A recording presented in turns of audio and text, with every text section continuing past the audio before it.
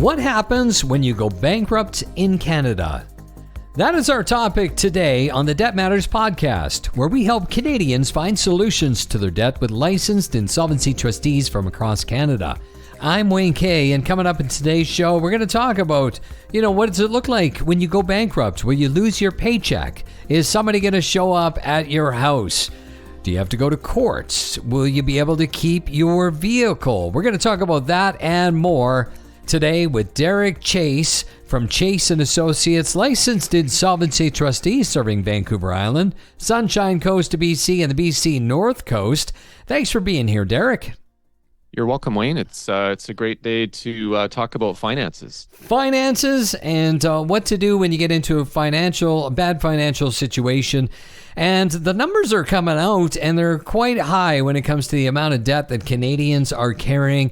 And I'm sure there's going to be a lot of people that are going to get to a point where there's no way they're going to be able to make the payments that seem to be adding up and continuing to grow. That leaves a couple of options for us. You want to mention the two options? Yeah, I would agree that the momentum of inflation pushing the cost of living higher and higher interest rates is causing a lot of grief for people that we're talking with. And if they're carrying too much debt, then there are a couple federal options that can provide relief. One is called a consumer proposal, which requires payments typically over a number of years. And the other is a bankruptcy filing, which can sometimes be the fastest, least expensive way to reorganize your debt. Mm-hmm.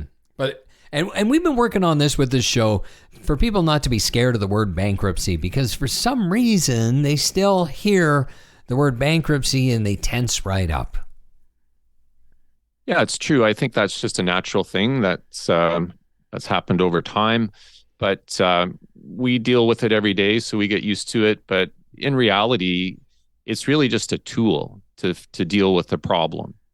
And just like if you'd need a screwdriver or a wrench to fix something, a bankruptcy protection is a tool to help fix your finances. And it's federal law, available coast to coast. So Parliament has said, hey, this is okay if when you get into a spot, a financial pickle that you just can't solve. Well, we've got this federal law that can help. So it's a good thing to know about, and it's certainly part of life. It's good that it's there, in my opinion, because what if it wasn't? If it wasn't there, then people would be stuck in that situation forever, and it would be ugly. Yeah, no kidding. So when it comes to bankruptcy, there's some general questions that people have, and oftentimes they wait longer than they really should because there's all these fearful questions that they have. And that's the one thing I know we've talked many times before that you've said that people have always said, oh, I wish I'd been here sooner. I wish I'd got here earlier. So will they lose their paychecks? Yeah, I think there's this general reluctance to explore this topic. People like to try and hang on and solve things themselves. But, there's a lot of power when you have good information. And I think having that information allows you to make well-informed choices, and it eliminates a lot of the fear that can be involved in your having financial difficulties. So a question that we often get is, what happens to my paycheck? Will I lose it? Will you take it? How will I live? And you don't lose your paycheck when you do a bankruptcy filing. It's very much life's gonna continue on in the sense that you get your normal paycheck deposited. There's a requirement or a duty to report what your monthly income is during the bankruptcy period, but you don't lose control of that paycheck. In fact, when a bankruptcy filing starts, your paycheck is protected. No one is allowed to garnish that. And so you'll have, you should have more confidence that paycheck is going to be yours to just pay monthly living expenses. So you don't lose your paycheck, and you can have confidence that the paycheck's going to be there, and no one's going to sort of grab it while you're sleeping. Okay. Well, that's good to know, because you do get that question a lot. Is anybody going to show up at the front door? Yeah, that's another question that we hear from time to time, and people are concerned about privacy and losing their couch and and just the image of the person walking around naked in a barrel, and uh, that's simply not the case. There's Each province has the ability to set what's called exemptions for what people can keep or shield from creditors when they get bankruptcy protection. So it does vary from province to province. In British Columbia, there's an exemption for household furniture and appliances of $4,000 per person, which goes a long way because you're really looking at the value of those assets at a garage sale value, not what you paid for them. So it can go a long way in exempting things, but the whole process doesn't involve somebody coming to your house to do an inventory of that. It's the individual's duty to disclose what their assets are. So disclosing what you have in your house is part of the process. And it's quite normal to have, just the daily things for operating a house, such as a kitchen table and a couch and a TV and that sort of normal stuff. And in our experience, the exemption tends to allow people to keep those assets. Okay. What about, people probably wonder how this actually happens. Do they have to go before a court to do the bankruptcy?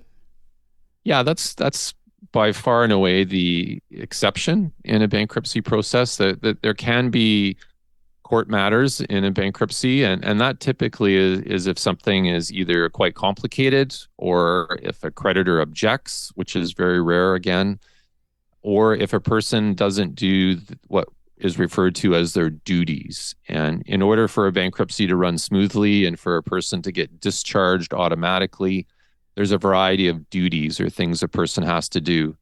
I mentioned earlier about reporting monthly income. So if for whatever reason a person decided, I'm not going to file that report, or I forgot to do that report, well then our office as trustee would have to prevent their automatic discharge and schedule a court discharge hearing. So there's the possibility, I guess, of having a matter heard at court, but it's very low. Like I'd say over 95% of people have a bankruptcy that run very smoothly and get this automatic discharge, which is like the finish line. Somewhere down the track, either 9 months or 21 months, usually depending on what their income levels are. And you've done this so many times that's the LITs take care of all of these pieces that need to go into filing the bankruptcy. It's all done right through your office. That's right. And we spend a lot of time just talking with people and making sure they understand how the process unfolds, understand what their duties are. And then, in my opinion, it's not all that difficult to comply with your duties and stay on track to have an automatic discharge, which means the possibility of going to court is super low. Right. So it's not that hard, really. Hey, that brings up the point. What do people say once they've gone through it? What's their reactions? They're generally pretty darn happy, I think, when it's finished. And so long as you take advantage of the whole chance to reorganize and build in some of the new disciplines you might have learned, it's we do hear from people down the road that some people have said that was the best thing I've ever done. It got me going in a direction that I would never have thought of. And so I would say the predominant feeling is that they're thankful for the chance to reset their finances, and it was a good thing. There are some instances where people might have said, I didn't really owe that much money. I was 20 years old. I wish I hadn't done it. That's out there as well. But I would say the majority is more that they're glad that they don't have to be stuck with all the debt that they had. Right. Vehicle questions come up a lot. People wonder what they get. Are they going to lose their vehicles? They need them for work. Can you tell us about how that works? Yeah, that is a touchy one as well. People are often quite tied to their vehicle emotionally and for work-wise. There's different scenarios there. If you own your vehicle outright, there's no vehicle loan involved. Then again, we circle back to that exemption item I mentioned, which In British Columbia, you've got an exemption for a vehicle of $5,000 in value. If your vehicle is worth more than that, it doesn't necessarily mean you lose it. It just means you might have to account for the difference between the fair market value and that $5,000 exemption.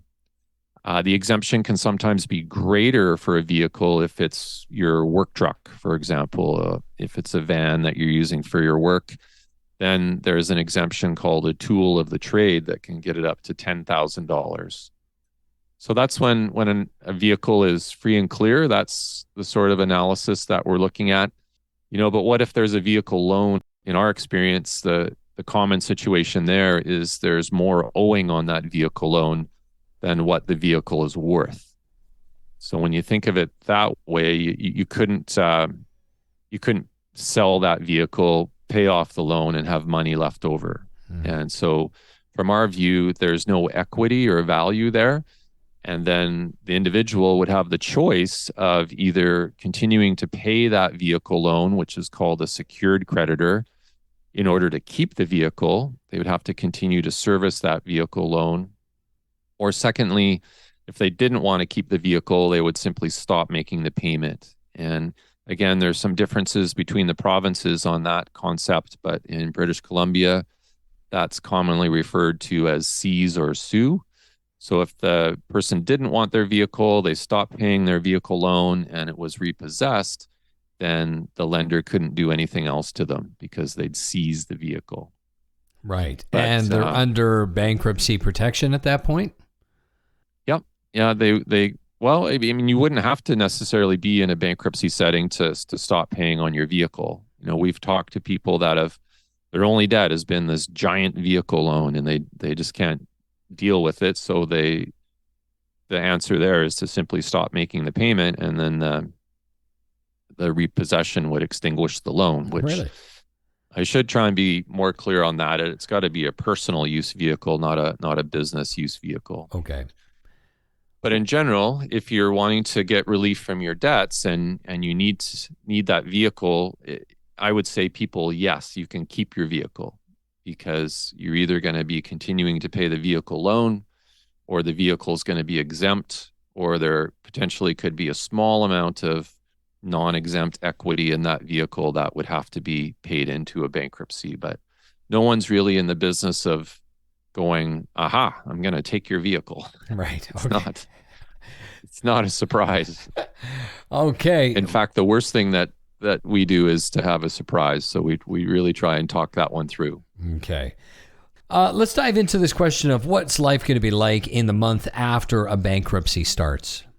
Yeah, I think that's an important question to look at, because when you start looking at your finances and you start looking at your financial options, it's important to say, what are the future months going to look like as far as cash flow goes? And quite often when we're chatting with people and we're kind of going over their situation and providing them with information, and they're telling us what their debts are and how much they're paying per month. And sometimes they're paying a heck of a lot of money per month on credit cards and payday loans and that sort of thing. And so the month after a bankruptcy starts, I would say it would be pretty darn peaceful in comparison, because all those payments to unsecured creditors will stop. If you're having collection action, like people phoning or threatening to take you to court, that stops with something called a stay of proceedings. So all of a sudden, you don't have all those payments you were making. You don't have this collection pressure looming over you.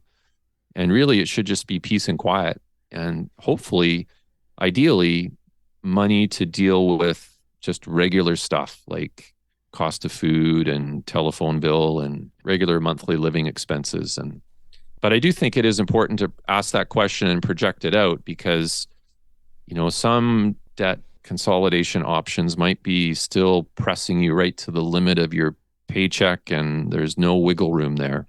So you do want to forecast what the monthly budget looks with whatever option you might be exploring, because you do want to have some breathing room. Otherwise, you're going to be just circling back around into more grief.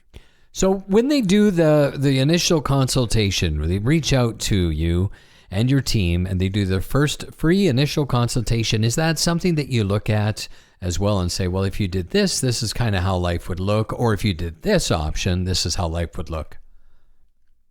We do that. We do provide some financial feedback and say, if you go this way, you're looking at roughly monthly payments of, X amount of dollars, or if you go this other way, you potentially change the timing and the payment amount.